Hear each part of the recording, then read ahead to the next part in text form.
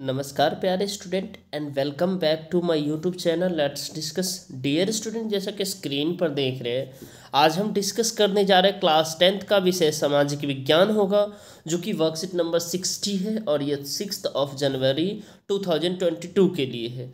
तो राष्ट्रीय अर्थव्यवस्था की जीवन रेखाएं के बारे में हम पढ़ेंगे, जो कि बहुत ही अच्छे टॉपिक है।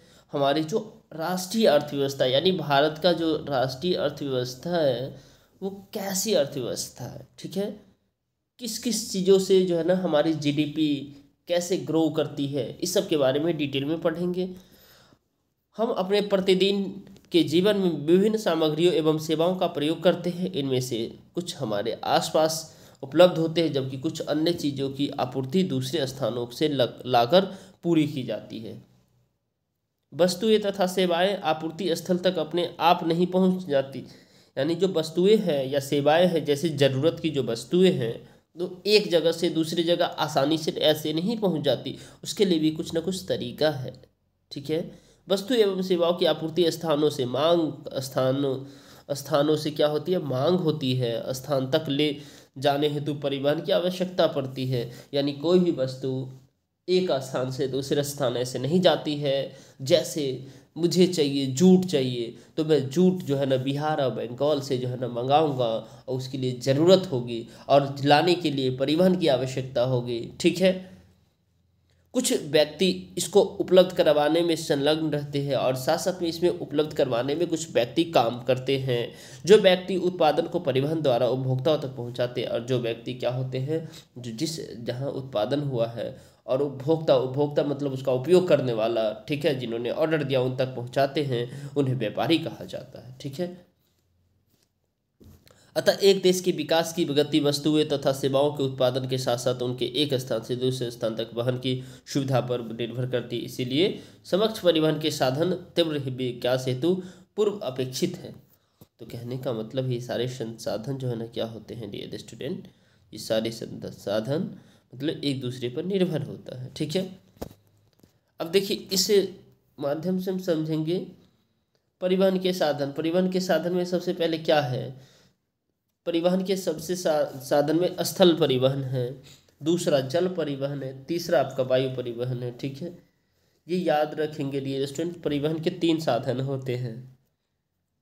स्थल परिवहन में आप सड़क परिवहन देखते हैं, सड़क पे जैसे ट्रक, ठीक है, इससे जो है ना क्या करते हैं, हम अपनी वस्तुओं और सेवाओं का उपभोक्ताओं तक पहुंचाते हैं, ठीक है।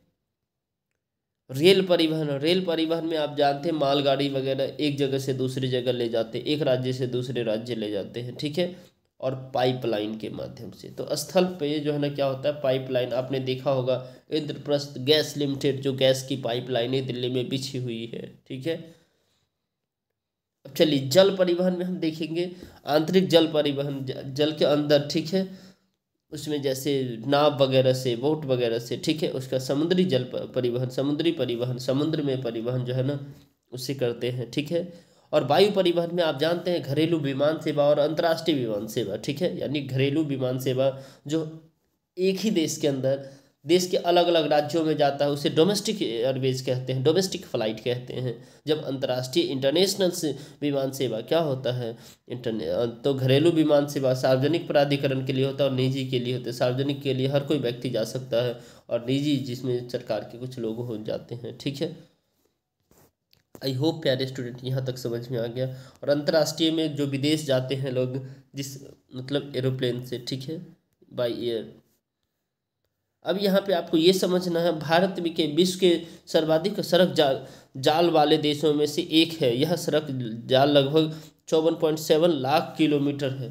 भारत में कितना है, 54.7 लाख किलोमीटर हमारे यहाँ जल परिवहन है, ठीक है। सड़क जाल लगभग है कितना, 54.7 लाख किलोमीटर है। आई होप कि आपको ये समझ में आ रहा है। सड़कों का सक्षमता के आधार पर वर्गीकरण, सड़कों का सक्षमता के आधार पर वर्गीकरण, ठीक है।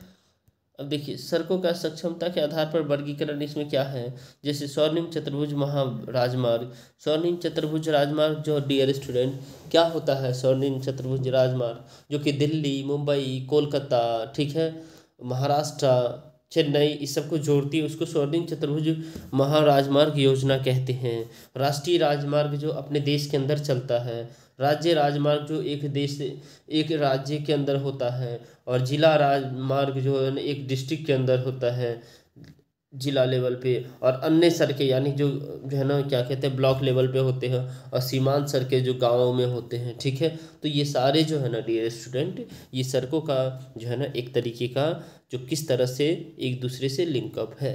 ठीक है, अब इसमें बेहद ही आसान से प्रश्न है, ये दो प्रश्न है। परिवहन के साधनों से आप क्या समझते हैं, और देश के तीव्र विकास के लिए सक्षम परिवहन के आवश्यक साधन क्या है, कथन की व्याख्या कीजिए। तो चलिए इसके आंसर को देखते हैं।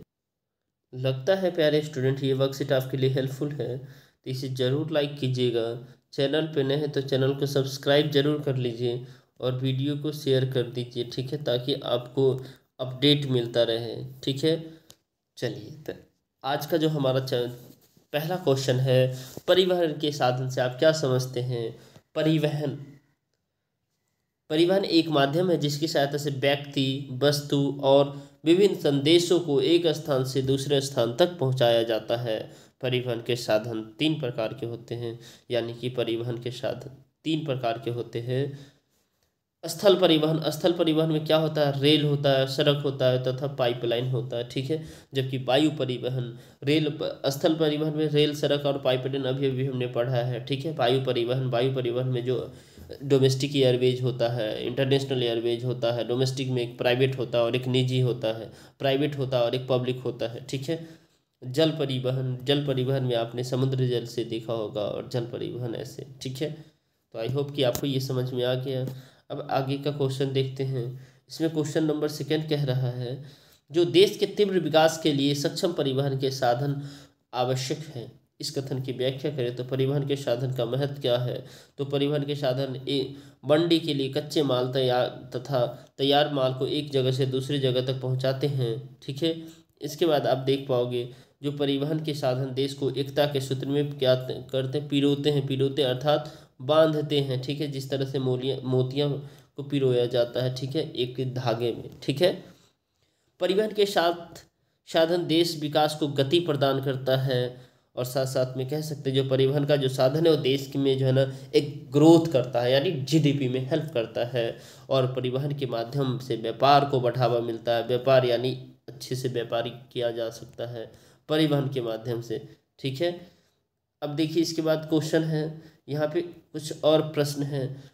परिवहन साधनों ने विश्व के एकीकरण में मदद की है, और परिवहन के साधन प्राकृतिक आपदाओं जैसे अकाल, बाढ़, महामारी, अतिवृष्टि आदि के समय भी समाज की मदद करते हैं। ठीक है, तो लगता है ये डियर स्टूडेंट आपके लिए हेल्पफुल है, तो इस वीडियो को जरूर लाइक करें। चैनल पे नहीं तो चैनल को सब्सक्राइब करें, और वीडियो को शेयर करें, और टेलीग्राम चैनल से ज्वाइन हो ले, क्योंकि उसका लिंक मैंने डिस्क्रिप्शन बॉक्स में दे दिया है। ठीक है, तो चलिए फिर मिलते हैं अगले अपडेट के साथ। तब तक के लिए bye bye, take care, have a nice day.